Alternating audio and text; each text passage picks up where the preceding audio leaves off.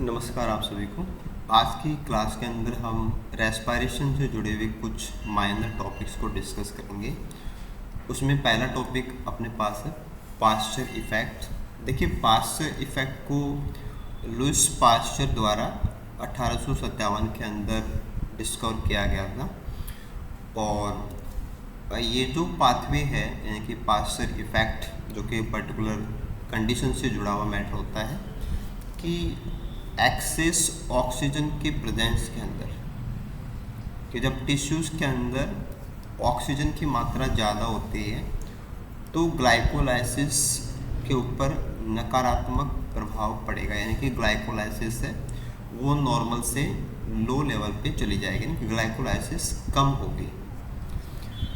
कारण क्या होता है कि जब हम ऑक्सीजन को प्रेजेंट लेंगे, कि जब ऑक्सीजन काम में आ रही होती है तो एटीएस चल रहा होता है, एटीपी बन रहे होते हैं, सीट्रेट बन रहा होता है।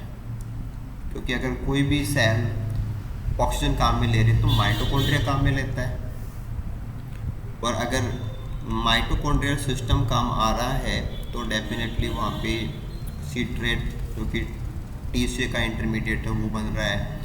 एटीपी सिंथेसिस यानी कि जो ईटीएस है वो काम कर रहा है। तो जब ऑलरेडी ऑक्सीजन होती है और ग्लूकोज होता है तो एनर्जी बन रही होती है और सीट्रेट और एटीपी अवेलेबल होते हैं। इससे क्या होता है कि सीट्रेट और एटीपी ये दोनों ही कंपाउंड हमारी ग्लाइकोलाइसिस का जो मेन एंजाइम होता है फॉस्फोफ्रक्टोकाइनेज, जो कि ग्लाइकोलाइसिस का मेन एंजाइम होता है, स्टेप नंबर 3 का ये मेन एंजाइम है जो कि ग्लाइकोलाइसिस को कंट्रोल करता है। ये एंजाइम इनहिबिट होता है। तो ऑक्सीजन की प्रेजेंस के अंदर जो आराम से सीट्रेट और एटीपी बन रहे हैं वो ग्लाइकोलाइसिस को स्टेप नंबर 3 पे जो PFK1 एंजाइम होता है वहाँ से इसको रोक देते हैं। अब देखिए, इन प्रेजेंस ऑफ ऑक्सीजन, कि जब ऑक्सीजन अवेलेबल होती है तो ग्लूकोज का जो इस्तेमाल है वो लगभग 7 गुना कम हो जाता है। यानी कि ऑक्सीजन नहीं होती तो ज़्यादा एटीपी बनाने पड़ते, तो ज़्यादा ग्लाइकोलाइसिस करनी पड़ती। अब ऑलरेडी ऑक्सीजन काम में आ रहा है तो एनर्जी अवेलेबल है, और एनर्जी सीट्रेट ये टीसी आपका ग्लाइकोलाइसिस है उसको बंद कर देते हैं, तो लगभग ग्लूकोज का जो इस्तेमाल है वो 7 गुना कम हो जाता है एज ए नॉर्मल, अगर हम कोई फिगर काम में लेना चाहें तो। इसके अलावा आपको कंपटीशन एग्जाम के रिगार्डिंग ये भी यहाँ पे ध्यान देना है कि इथेनॉल फर्मेंटेशन इन यीस्ट, कि यीस्ट की कोशिकाओं के अंदर जो फर्मेंटेशन होता है जहाँ पे अपन इथेनॉल और कार्बन डाइऑक्साइड इनको बनाते हैं, हाइड्रोलैक्टिक फर्मेंटेशन, या फिर लैक्टेट का जो जमा होना है ये भी सप्रेस होते हैं, क्योंकि ग्लाइकोलाइसिस एक कॉमन स्टेप होती है। ग्लाइकोलाइसिस के बाद में ही फर्मेंटेशन यानी कि जो आपका पायरुविक एसिड है उसका यूज आता है, और वैसे ही रेस्पिरेशन में हम उसको काम में लेते हैं। तो ग्लाइकोलाइसिस तो पहली स्टेप होती है, और ग्लाइकोलाइसिस अगर बंद हो रही है तो डेफिनेटली यीस्ट के अंदर जो इथेनॉल फर्मेंटेशन है वो भी बंद होगा, लैक्टेट एक्यूमुलेशन है ये भी बंद होगा। तो पास्चर इफेक्ट में आपको ध्यान देना है कि ऑक्सीजन की प्रेजेंस के अंदर जब ऑक्सीजन ज़्यादा होती है तो ग्लाइकोलाइसिस बंद होती है। ग्लाइकोलाइसिस से जो ग्लूकोज का इस्तेमाल हो रहा था वो कम हो जाता है, लगभग 7 गुना कम हो जाता है। एक्चुअल बात क्या है कि अच्छी कंडीशन होने पे एटीपी सीट्रेट ये ग्लाइकोलाइसिस को स्टेप नंबर 3 पे बंद कर देते हैं। और एनिमल टिश्यूज़ की बात नहीं है, अगर हम यीस्ट की बात करें, फर्मेंटेशन की बात करें, तो वहाँ पे भी पास्चर इफेक्ट है वो काम करेगा कि अगर हमारे कल्चर के अंदर ऑक्सीजन ज़्यादा है तो इथेनॉल फर्मेंटेशन है वो सप्रेस होगा, लैक्टेट का जो जमा होना है वो भी सप्रेस होगा। तो ऑक्सीजन की प्रेजेंस के अंदर ग्लाइकोलाइसिस का कम होना ये पास्चर इफेक्ट कहलाता है। आई होप ये टॉपिक आपका क्लियर हुआ होगा। इसके बाद में दूसरा माइनर टॉपिक अपन इसमें ऐड करते हैं, क्रैब ट्री इफेक्ट।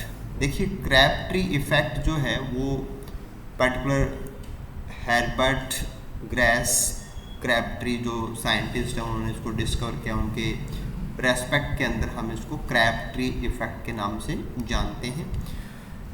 एक्चुअली इसकी जो डिस्कवरी थी कि जो सैक्रोमाइसिस सिरवेसी जिसको अपन यीस्ट बोलते हैं, अगर हम यीस्ट को एरोबिक कंडीशन दें यानी कि ऑक्सीजन अगर प्रेजेंट हो और अगर ग्लूकोज भी वहाँ पे खूब सारा है, यानी कि एक्सटर्नल ग्लूकोज वहाँ पे काफ़ी सारा है, तो अच्छा एटमॉस्फेयर हम उसको दे रहे हैं, ऑक्सीजन भी खूब है और ग्लूकोज भी खूब है, यानी कि हाई ग्लूकोज अपन ले रहे हैं।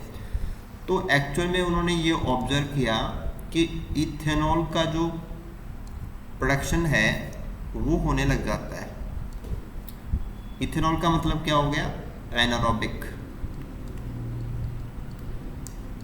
rather than रनिंग TCA, कि TCA तो बंद हो जाता है, यानी कि TCA के ऊपर तो नेगेटिव इफेक्ट पड़ता है और जो फर्मेंटेशन प्रोसेस है जो कि एनारोबिक प्रोसेस है वो बूस्टअप हो जाती है।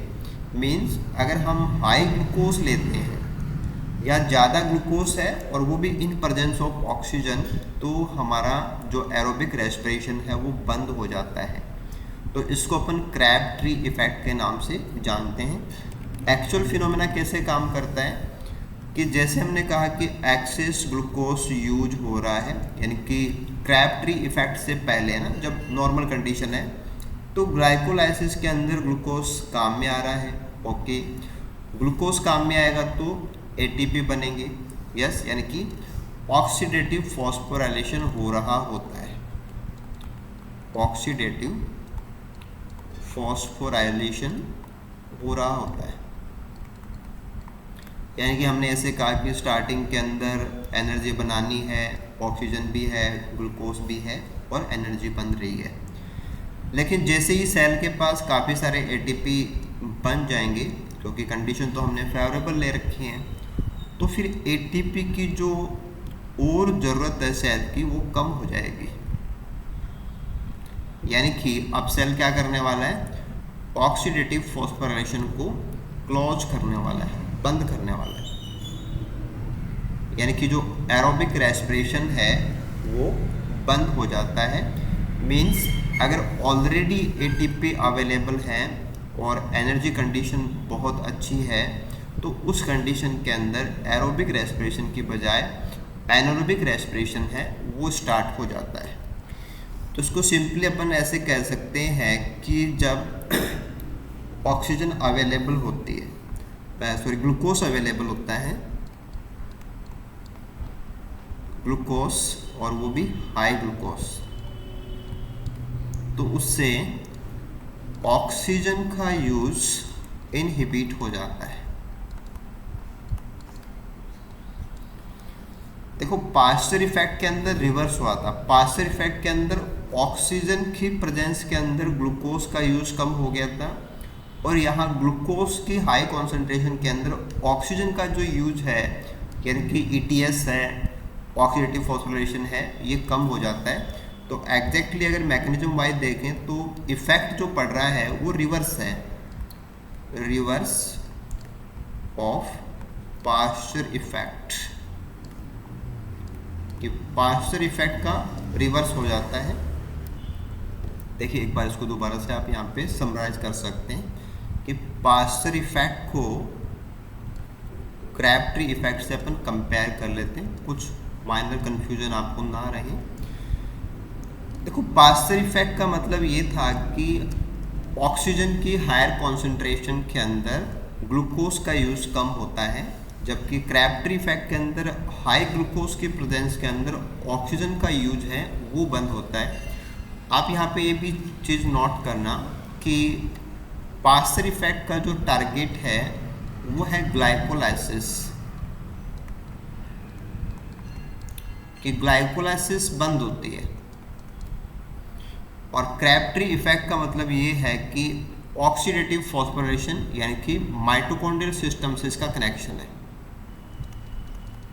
ऑक्सीडेटिव फॉस्फोराइलेशन, तो देखा जाए तो ओवरऑल रेस्पिरेशन से जुड़े हुए दोनों फिनोमिना हैं। एक हाई ऑक्सीजन पे ग्लूकोज कम काम में आता है, लगभग 7 गुना कम काम में आता है, वो पास्चर इफेक्ट है। एक ज़्यादा ग्लूकोज अवेलेबल होने पे ऑक्सीजन का जो यूज है वो कम हो जाता है, यानी कि माइटोकॉन्ड्रियल सिस्टम काम में नहीं आता है। ये क्रैबट्री इफेक्ट है। तो दोनों इफेक्ट किस प्रकार से काम करते हैं और बेसिकली मैकेनिज्म वाइज फिजियोलॉजिकली क्या कनेक्शन है, ये आपको यहाँ से क्लियर कर लेना है। इसके बाद में नेक्स्ट हमारा जो टॉपिक है आज की क्लास का वो रहेगा रैपेपोर्ट-लुबरिंग साइकिल, और लुबरिंग-रैपेपोर्ट साइकिल भी इसको बोलते हैं। देखिए, इस मैकेनिज्म का सबसे बड़ा जो यूज है वो हमारी आरबीसीज के अंदर होता है, यानी कि इसका जो क्वेश्चन आपसे पूछा जाएगा वो क्वेश्चन आरबीसी के रिलेशन में होगा या एटीपी के रिलेशन में होगा। एक तो क्या है कि जो रैपेपोर्ट पाथवे है ये ग्लाइकोलाइसिस का सप्लीमेंट्री है, यानी कि जो नॉर्मल ग्लाइकोलाइसिस होती है उसमें थोड़ा सा वेरिएशन है और ग्लाइकोलाइसिस को ये सपोर्ट करता है, यानी कि ग्लाइकोलाइसिस ही है लेकिन थोड़ा सा उसमें चेंजेज है। दूसरी खास बात कि एज ए साइट जो मैच्योर आरबीसी होते हैं जो कि ऑक्सीजन की डिलीवरी करने के लिए काम करते हैं, वो एक खास कंपाउंड बनाते हैं जिसको 2,3-BPG बोला जाता है, और एक्चुअल में इसका पूरा नाम होता है 2,3-बिसफॉस्फोग्लिसरेट। यानी कि आरबीसी के अंदर जो कंपाउंड बनेगा उसका नाम है 2,3-बिसफॉस्फोग्लिसरेट। और ये करता है क्या है, ये आरबीसी जो टिश्यू को ऑक्सीजन डिलीवर करती है, यानी कि हीमोग्लोबिन के साथ में ऑक्सीजन जो जुड़ता है उस कनेक्शन को ये कम करता है, यानी कि बाइंडिंग को कमज़ोर करता है और हीमोग्लोबिन ऑक्सीजन को उस टिश्यू को दे देता है। तो टिश्यू लेवल के ऊपर जब आरबीसी को ऑक्सीजन छोड़नी होती है, डिलीवर करना होता है, तो 2,3-बिसफॉस्फोग्लिसरेट काम आता है। तो ऑक्सीजन डिलीवरी से जुड़ा हुआ मैटर है। देखो क्या होता है कि एक तो अगर टिश्यू के पास ऑक्सीजन नहीं है ना, अंडर हाइपॉक्सिक कंडीशन की, अगर मान लो कि कोई मसल्स है उनको ऑक्सीजन बराबर नहीं मिल रही है, तो ऑक्सीजन बराबर नहीं मिल रही है इसका मतलब वो ज़्यादा काम कर रहे हैं, तो ज़्यादा काम कर रहे हैं तो उनको ज़्यादा ऑक्सीजन की ज़रूरत है। तो हाइपॉक्सिक कंडीशन में तो ऑक्सीजन है नहीं, ज़्यादा ज़रूरत पड़ रही है इस टिश्यू को, तो वहाँ ये पाथवे ज़्यादा इम्पोर्टेंट हो जाता है, यानी कि जिसको जितनी ज़्यादा ऑक्सीजन चाहिए उसको उतनी ज़्यादा ऑक्सीजन यहाँ पे दी जाती है और हमारा आरबीसी इस मैकेनिज्म को काम में लेता है। अभी हमने बात किया था कि जो कंपाउंड बनता है 2,3-बिसफॉस्फोग्लिसरेट, ये हीमोग्लोबिन की ऑक्सीजन के साथ में जो बाइंडिंग होती है उसको ख़राब कर देता है, तो हीमोग्लोबिन आराम से जो ऑक्सीजन है उसको छोड़ देगा और वो छोड़ी हुई ऑक्सीजन जो है वो टिश्यू को प्राप्त हो जाती है। देखो, बाई मैकेनिज्म अगर हम इसको समझें तो हमारी ग्लाइकोलाइसिस की स्टेप नंबर जो 7 है ये बाईपास हो जाती है। देखो स्टेप नंबर 7 क्या है, स्टेप नंबर 7 के अंदर जो 1,3-बिसफॉस्फोग्लिसरेट बनता है उसका कन्वर्जन होता है 3-फॉस्फोग्लिसरेट के अंदर, यानी कि 1,3-बिसफॉस्फोग्लिसरेट 3-फॉस्फोग्लिसरेट में कन्वर्ट होता है। ये ग्लाइकोलाइसिस की स्टेप नंबर 7 है। स्टेप नंबर 7 इसलिए भी इम्पोर्टेंट है क्योंकि यहाँ पे एटीपी बनता है, और जब ये बाईपास हो जाएगी तो एटीपी नहीं बनेगा, क्योंकि ग्लाइकोलाइसिस जब होती है तो ग्लाइकोलाइसिस में हमें स्टेप नंबर 6 के बाद में सब डबल लेना होता है। तो ओवरऑल पर ग्लूकोज देखें तो 2 एटीपी हैं ये ना, पर ग्लूकोज जो 2 एटीपी मॉलिक्यूल हमें ग्लाइकोलाइसिस देता है वो अपन यहाँ से जोड़ सकते हैं कि स्टेप नंबर 7 में बनते हैं, स्टेप नंबर 9 में बनते हैं। तो अगर स्टेप नंबर 7 हो ही नहीं रही है, अगर ये बाईपास हो जाएगी ना, ये तो होगा ही नहीं, तो एटीपी हमारे नहीं बनेंगे, और जो ग्लाइकोलाइसिस में 2 ही एटीपी हमारे पास नेट बनते हैं, तो नेट प्रोडक्शन जो होगा दैट विल बी 0। यानी कि अगर रैपेपोर्ट-लुबरिंग पाथवे काम करेगा तो पर ग्लूकोज कोई एटीपी नहीं बनेगा, क्योंकि स्टेप नंबर 1-3 में 2 एटीपी लग जाते हैं, स्टेप नंबर 9 में 2 मिलेंगे, तो रिजल्ट आएगा 0। अब देखिए इस पाथवे में मेन क्या होता है, तो नीचे जो येलो कलर से लाइन फॉलो की गई है वो ये पाथवे है कि सबसे पहले हमारा जो 1,3-बिसफॉस्फोग्लिसरेट है इसका कन्वर्जन होता है 2,3-बिसफॉस्फोग्लिसरेट के अंदर। और ये काम करता है एक म्यूटेज एंजाइम जिसको अपन बिस फॉस्फोग्लिसरेट म्यूटेज एंजाइम बोलेंगे। और फिर अगला जो एंजाइम है वो है फॉस्फेटेज। फॉस्फेटेज एंजाइम उनको बोलते हैं जो फॉस्फेट को रिमूव करते हैं, यानी कि उसका हाइड्रोलाइसिस करते हैं। तो जो फॉस्फेट है वो रिमूव हो जाएगा और वो इनऑर्गेनिक फॉस्फेट के रूप में रिलीज होगा, एटीपी नहीं बनेंगे, नो एटीपी। तो एटीपी बनने वाली जो स्टेप थी वो बाईपास होगी, एक दूसरे रास्ते से पाथवे जा रहा है। हालांकि फाइनली तो 3-फॉस्फोग्लिसरेट ही बनेगा, लेकिन जो लाइन है वो चेंज हो गई है और बीच में एक कंपाउंड बना है, दिस इज 2,3-बिस-फॉस्फोग्लिसरेट, जो आरबीसी के बड़ा काम का है कि आरबीसी हीमोग्लोबिन के साथ में ऑक्सीजन की बाइंडिंग को इससे लूज करके ऑक्सीजन डिलीवर कर सकता है। बट फिजियोलॉजिकली देखें, एनर्जेटिकली देखें तो हमारा एटीपी प्रोडक्शन है वो कम हो जाता है।